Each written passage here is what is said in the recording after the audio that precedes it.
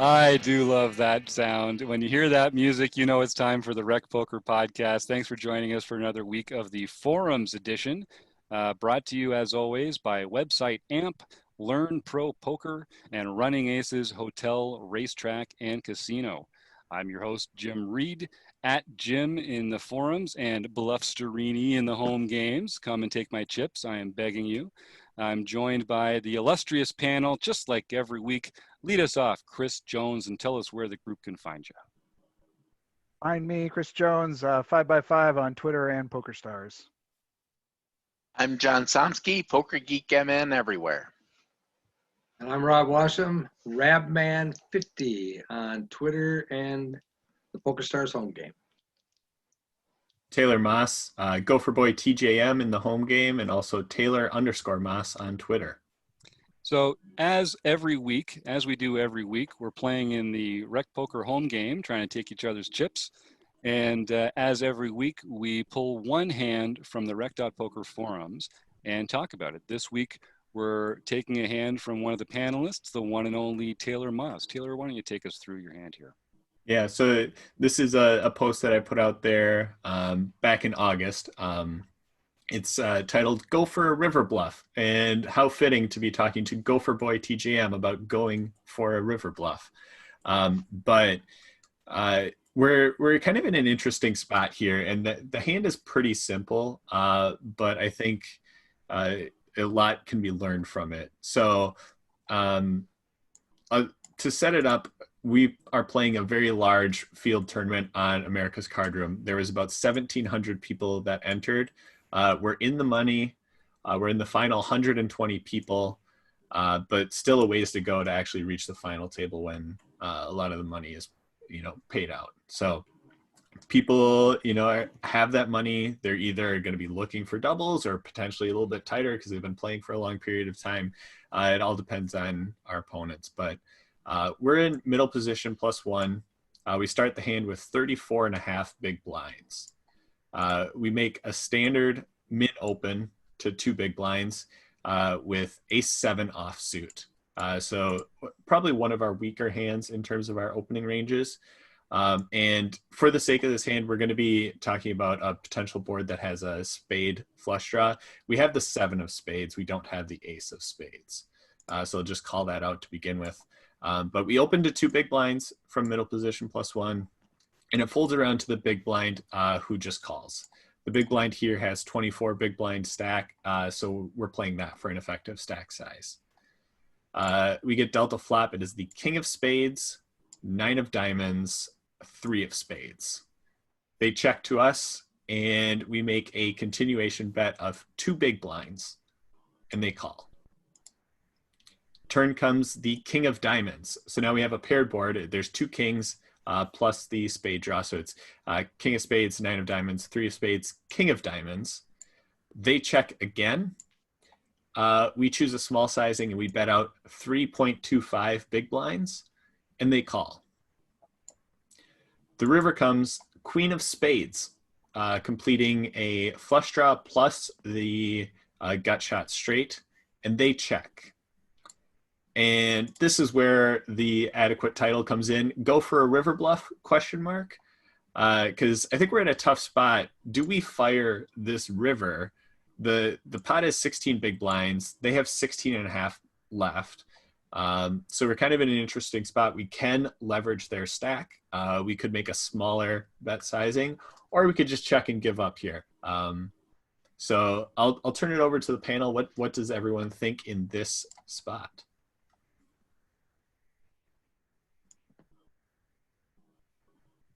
Yeah, take it, Chris. I see you unmuting there. I feel like I always go first, but I'll jump in and just say that once we're in this spot, so like this really depends to me a little bit on villain. I feel like especially, what stake was this, Taylor? Do you remember? I do not. My guess would be it's like a 1650. Okay. So like at that stake level, like I find at the lower stakes, like my thought process changes when the flush draws come in. With that queen of spades on the river, I feel like most people at those kind of stake levels, if they hit their flush, they cannot resist, and so I am ruling out most flushes from our villain opponent at this point, and I'm really putting them strongly on a 9. Um, some kind of 9 or some kind of middling pair that pocket 8s, pocket 10s, somewhere below the king. Um, that's sort of like where I've got them. I'm not really scared about the flush, and for that reason, I feel like from our perspective, we can both represent both. I think the king and the flushes, and so this is a spot where I am going to go for a river bluff, um, because I think our opponent is pretty capped. But that's my take. I'll go ahead. When I'm thinking about bluffing or through your barrel and bluffing a hand, the first thing I think about is my story. Am I telling a story that makes sense? Love that. Does it make sense from their perspective that I would be firing this river when this flush draw comes in? And reading through it, I think I probably check behind here, because what have you committed so far to the pot? You said the pot is 16, so you've committed about 8 big blinds of your 34. Yeah, so I Or so? opened it 2 big blinds. The flop continuation bet was another 2 big blinds, and then the turn continuation bet on the turn still was 3.25. So I've committed 7.25 big blinds. Yeah, so I guess I'm checking behind. If you were in a flush draw, most people would probably check the turn rather than firing another bet on the turn.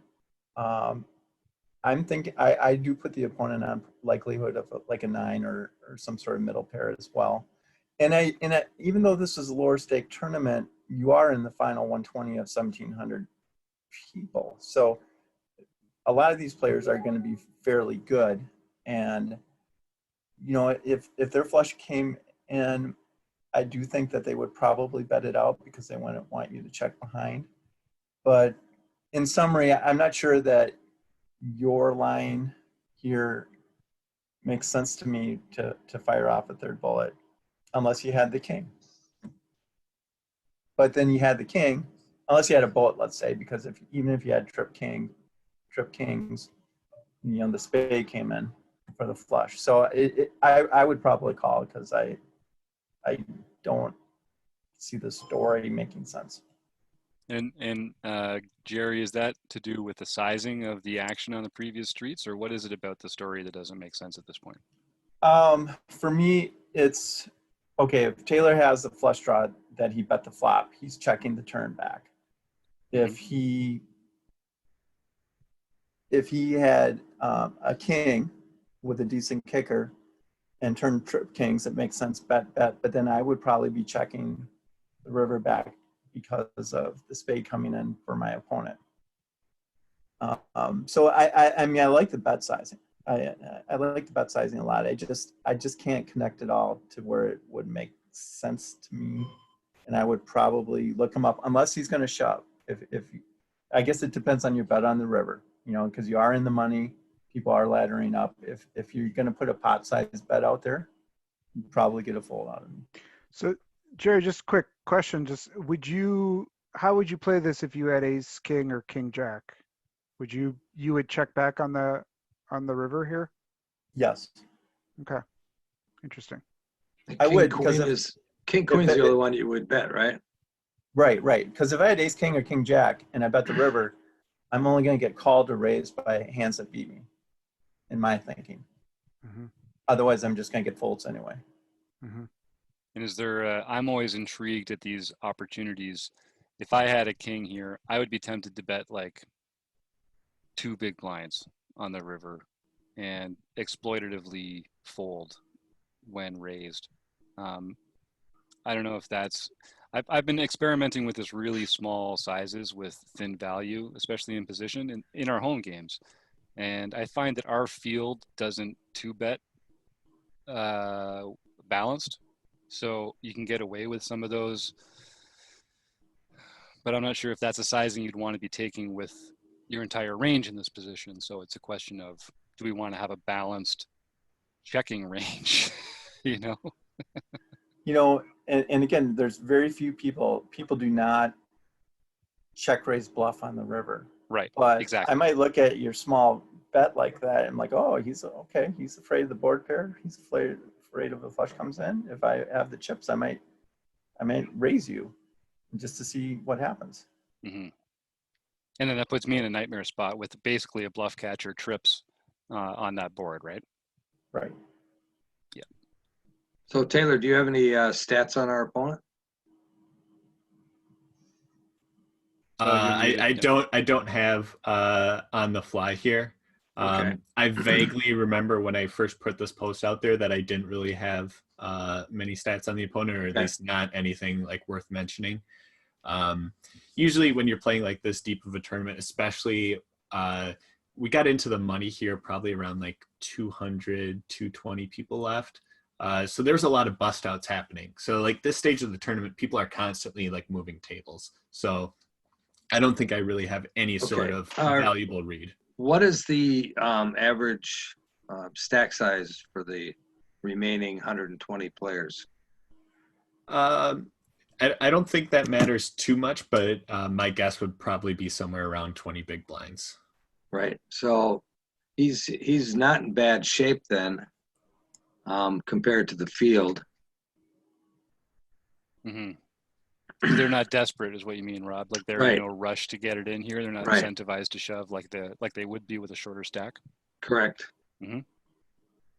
Because they could still fold and still have, well, like you say, 16 big blinds, which at this stage in these tournaments is not a bad stack to have. Mm-hmm. It's interesting how it works on some of these ACR tournaments when you get down there, that those the average amount of chips that people have is very low.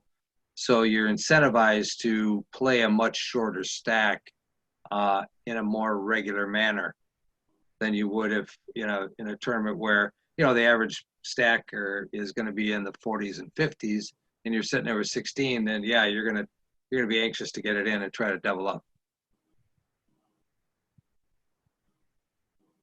We get a few other great responses in the forum. And I should tell you, folks, if I've done my job right, in the show notes, you'll see a link to the forum post, and go and check it out, because you can get into a level of detail in the written word that we can't really waste your time with talking about it here. But one of my favorite forum posters at ARW puts another one of his classic posts in here where they talk about what are the actual hands they would have in various parts of their range. Should we be thinking about this from a combo point of view? And he ends up advocating for a shove. I wonder, I think Binkley also makes a point in here about how different would it be if you had the ace of spades instead of the seven of spades? And does anyone want to talk about what other kinds of variables we might introduce into this to change the action? I think the ace of spades would make a huge difference in that a lot of the spade draws you'd be up against would include the ace of spades. So that would make it a lot less likely that they would have a spade draw. However, they've called up to this point, so that might make it more likely that they hold the king then. Mm-hmm. And they might have a very hard time getting away from that. Yeah, that makes sense. Yeah, it's interesting how that blocker value kind of changes street to street, right? It's very different on the river than it is earlier. Yeah, Rob?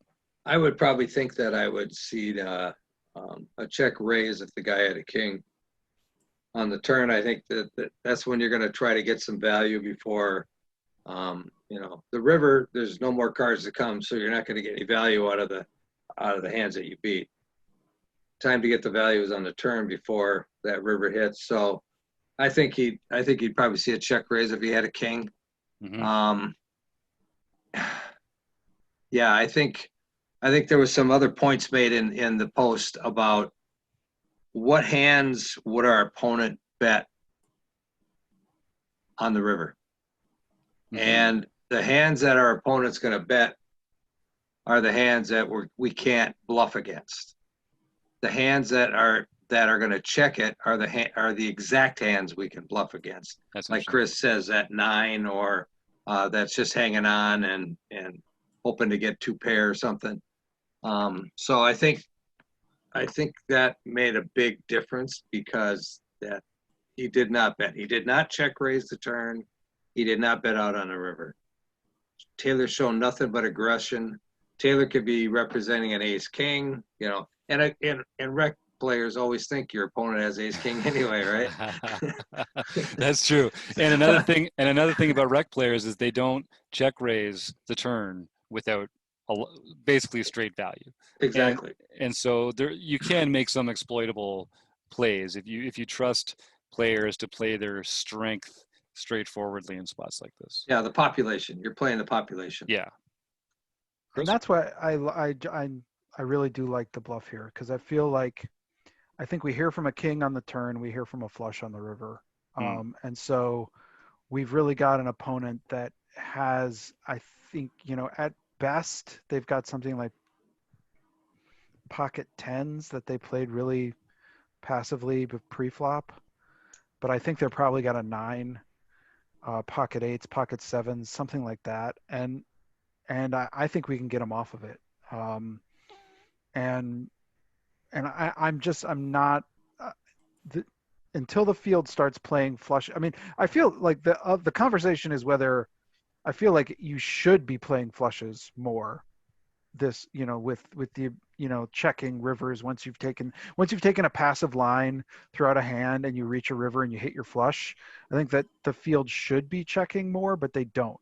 And so once they check here, I feel like that's a green light to bluff and get them off of that marginal hand. Because they've capped their range, and so much of their range is in that marginal holding now, where they just can't mathematically continue against and that is also why I would probably be betting my kings. I would probably be betting in this spot with my ace king, my king jack.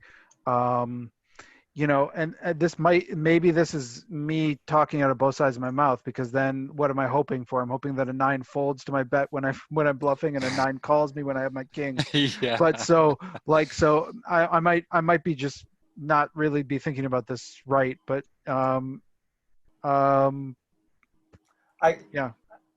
do think that most likely it's like someone mentioned that he probably has a 9 or a middle pocket pair, but the board is paired, so you know you could see somebody could hit their flush and still check the river. Yeah, a lot of it the could rec be a players frequency thing too. Yeah, it's true.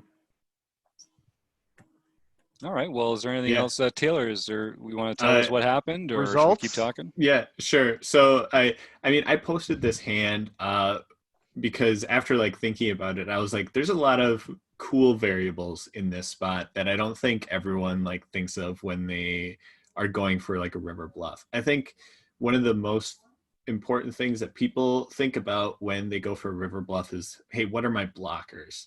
And I thought this was a really cool one because I don't think our blockers really matter that much in this spot. So I posted out there kind of a lot of my thoughts, but to summarize it quickly, I think we have a huge range advantage here.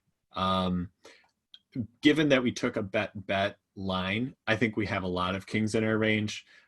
There's still some flushes that are in our range. We obviously have, you know, the sets, the full houses, you know, all those types of things in our range. And our opponent, the way they played it really does not.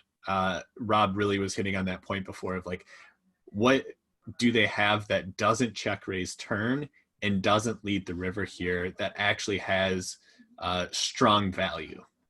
It just feels so much like middle value types of hands. I also think another key component is, what is our showdown value? And I don't think we have a single ounce of showdown value here. Given that our opponent called flop and called turn, they likely have something. If they had a draw, it actually came in or hit in some sort of way. If they had the flush, it came in. If they had a gut shot draw, it either hit the straight or what is now the second pair in the hand. So when that's the case, it definitely warrants to at least consider bluffing. And then the other thing is like, how often does our opponent actually fold here? And everyone's kind of hit on it, and I totally agree with this, that their hand range just feels so much weighted towards nines. It just feels so much like they've played this face up. Given the sizing that we took on the flop and the turn going a small sizing, it made it really incentivize them for them to just call. There is a chance that they have a queen here if they were, sticking around with a queen jack, queen 10 type of hand. But I think the majority is just a lot of nines. So when I was in this spot, given the check to us on the river, I just saw a ton of weakness there and a ton of opportunity in terms of actually getting our opponent to fold. So I jammed all in. So they had 16 and a half behind. We had 16 in the pot and got a very quick fold from our opponent. Easy game. Nicely done. Easy game. Taylor, would you have done that if the board wasn't paired? I think the king on the turn really helped my range. Like, I know you made the point of like, I don't think your story really checks out. I think my story definitely checks out with a king in how that was played in terms of the, bet flop. And then when I get, even more value on the turn, I bet again, but I keep my sizing small because I'm trying I agree with that. Yeah. I think that absolutely checks out with it. But to me, if I have that trip kings there on the river, I'm checking back. So if I see you fire out, that's where I don't river. See it. Yeah. Yeah. See, I think trips is just it's a it's a decent hand, but you've got the flush and the board pair there. Yeah. So if it was me, I'd be checking back. I'm not too worried about the flush given how it played out. Personally, get it with the 100% key piece of information being they checked the river to us. So it sounds like. Let me just hang on. Yeah. So the only thing I'm going to push back on is, don't you a lot of times, if your flush comes in on the river and you don't have the nut flush, let's say you have a queen high or jack high or whatever, and the board is paired, don't you check call there in that spot when you're out of position on the river? I don't necessarily fire out my made flush at that point.